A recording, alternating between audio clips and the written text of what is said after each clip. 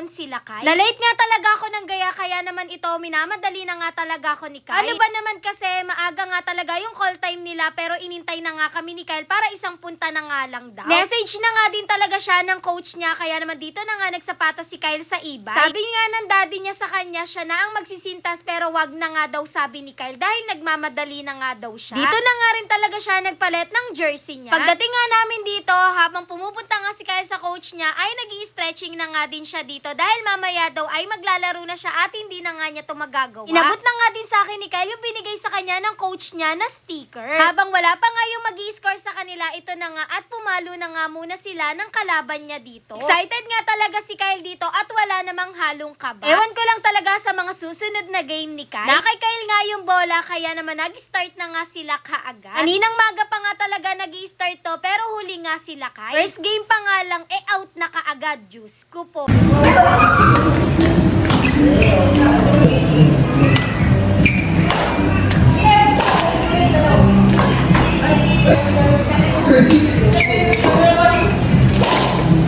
Mabilis nga lang yung scoring, kaya naman ito, nag-change court na nga sila.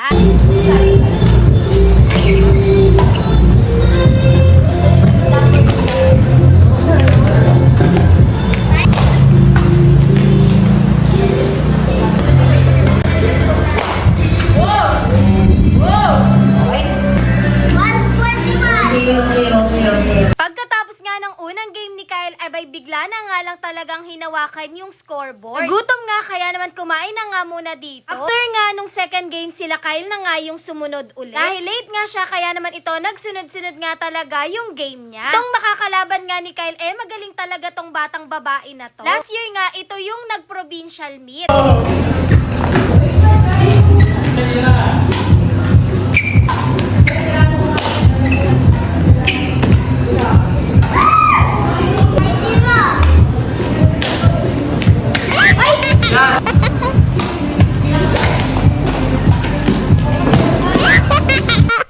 Mabilis ngang humabol itong batang babae na to, tapos ito, nag-change court na nga sila.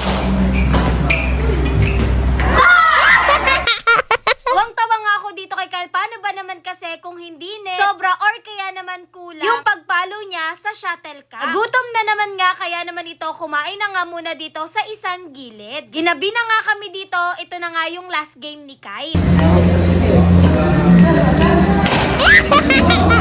Kahit saan may tournament nga, gustong-gusto talagang sinasalihan ni Kyle. Pero pag sobrang layo na talaga, ay hindi namin siya pinapayagan. Ewan ko ba dito kay Kyle, manalo o matalo nga daw talaga siya, gusto niyang sumasali sa mga tournament. Alay mo nga daw, makachamba siya. Diyos ko po.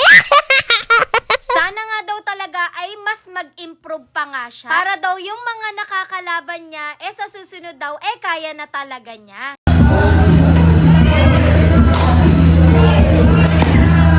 Mapapa-thank you ka na nga lang talaga kapag tapos na nga talaga yung laro ni Kyle, dahil makakauwi na nga kami. Char. Pumunta na nga siya sa coach niya para makapagpaalam na nga din tong si Kyle. Ang maganda pa nga talaga dito, kapag nagpapa-tournament nga yung coach nila Kyle, hindi pwedeng walang merienda. Madalas nga lunch tapos merienda pa. Kumain na nga muna din si Kyle dito, tapos maya-maya ay uuwi na nga kami. Yun lang. Thanks for watching. Bye-bye.